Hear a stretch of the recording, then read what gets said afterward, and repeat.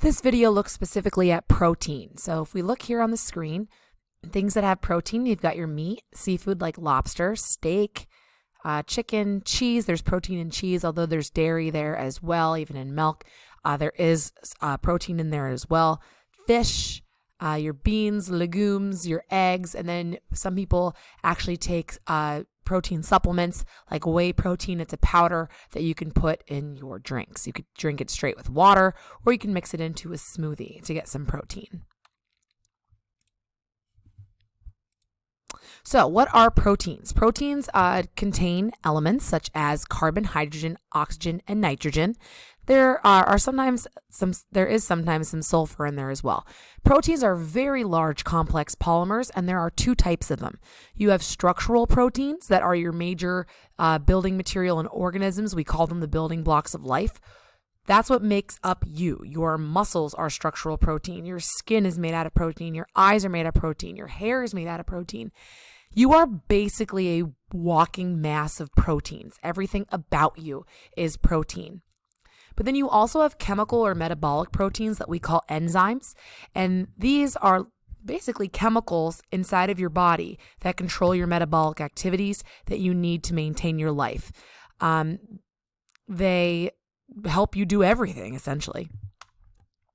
So proteins are polymers, and they're made of monomers called amino acids. And there are 20 different kinds of amino acids that are found in nature. They all have different names. The names we don't need to know right now. We'll look at those names when we get to our DNA and protein chapter. But here you can see that they're all represented by different colors. But there are 20 of them. So to build a protein, you have dipeptides and polypeptides. So a dipeptide would be two amino acids put together.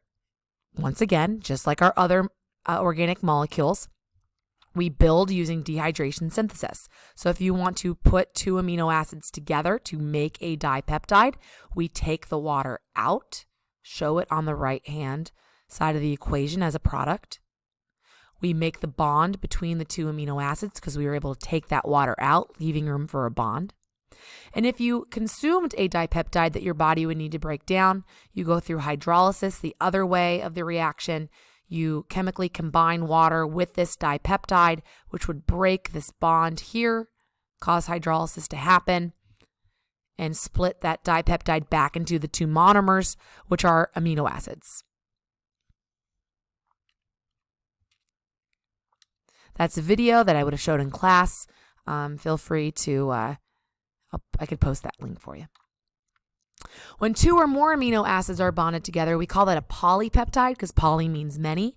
So here I'm showing it to you with three of them. I couldn't fit it all on one line really, so it's kind of below here.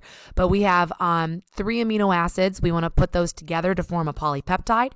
We take the water out here and here, which we show here. There's two water molecules because we're making two bonds here and there. So we make those two bonds, and this right here would be our polypeptide. If you consumed a polypeptide that you wanted to break down, once again, hydrolysis, hydro water, lysis to break. You chemically combine water with this polypeptide, which causes hydrolysis to occur. The bonds break, and we get our three individual amino acids back. So dehydration synthesis to build and hydrolysis to break down. So proteins occur when amino acids are bonded together in long chains.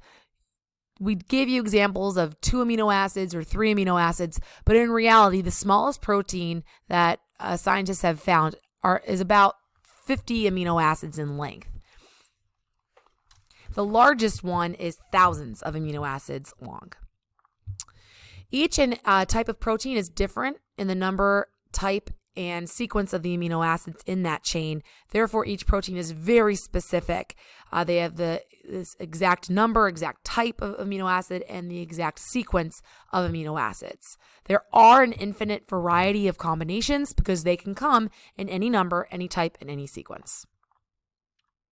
Kind of work with the telephone number. If I call the number 155-555-4444, I'm going to get, say, Joe Schmo. Right? If I leave out that last number, I'm not going to get Joe. I'm going to get some sort of error. If I change the sequence of digits, and this is the number I call, I might get Jane Doe instead of Joe Schmo. And if I change a type of digit and I dial a 3 here instead of that original 4, I can get somebody else. So the number, the sequence, the type, very, very important to get a specific type of protein. If you don't get the right protein, then you have a mutation, which we will also talk more about in other chapters.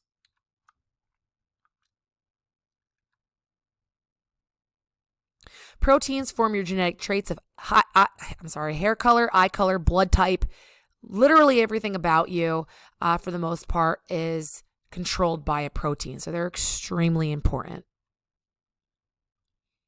Now, the proteins of animals differ in human proteins. So when you consume an animal, if you're eating a meat of some sort, your body can't process, say, a cow protein the way it would process a human protein.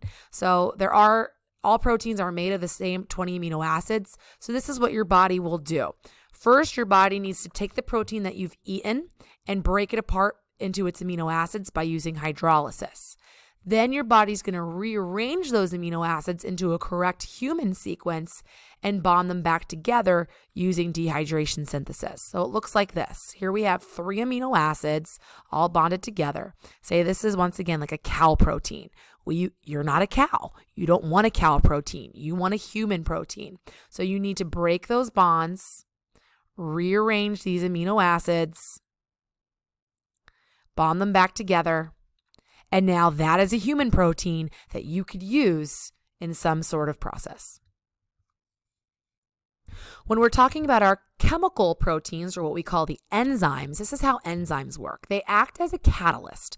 And catalysts are molecules that are able to start, speed up, or control a chemical reaction without actually being used in that reaction itself. In class, I kind of referred to enzymes as being the foreman of a factory. Their job is to make sure that everyone in the factory is working at a fast pace, to make sure that productivity is up, but they aren't actually making anything.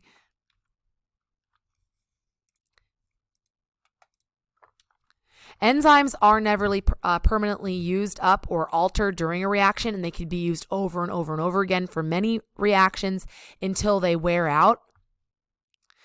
Enzymes that interact with substances are called substrates during the biochemical reaction. So an enzyme is what acts upon a substrate. A substrate could be a carb, it could be a lipid, it could be another protein, it could be a nucleic acid, it could be anything. Anything that an enzyme interacts with is called a substrate. And they can change the substrate by breaking it apart, by rearranging it, by bonding it together with another substrate. Basically, anything that needs to be done, such as hydrolysis or dehydration synthesis, is going to need an enzyme in order to help it happen. Without enzymes, any biochemical reaction in your body could technically still happen, but it's going to happen so slow that you would have a hard time getting anything done in a timely manner. Enzymes are affected by temperature and pH, so if either of those things change, it could possibly make an enzyme stop working, which is why it's important for you to keep a constant body temperature and to keep pHs stable in your body as well. Our final organic compound or macromolecule that we'll talk about in this chapter are nucleic acids. And nucleic acids contain carbon, hydrogen, oxygen, nitrogen, and phosphorus. There's no constant ratios that you need to worry about. There are 2 types. We've got DNA, which stands for deoxyribonucleic acid, and you have RNA, which stands for ribonucleic acids. They are composed of monomers called nucleotides, so that kind of fits in there with nucleic acids, nucleotides, nucleic acids. They kind of sound the same. Now, DNA does 2 things. 1, it controls heredity. And 2, it controls protein synthesis. So it controls your genes, how your genes get passed on. It also controls proteins, the making of proteins, which is important because, like I said before, you are a walking mass of proteins. So very important.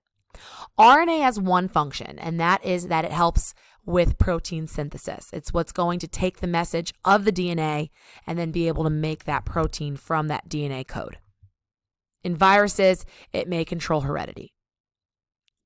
Now, we will be studying these in more detail later, but not right now.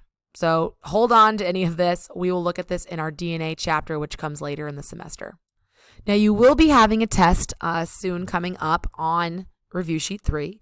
And what you should study, you want to look at your vocab words. You want to look at your organic compounds worksheet. Review Sheet number 3, which is your pink review sheet. Your macromolecule overview chart that you've been filling in. And the properties of water, reading, and handout. This test is about 48 points, and the breakdown of the test I will be putting on the board soon. Thank you for watching. Have a good day.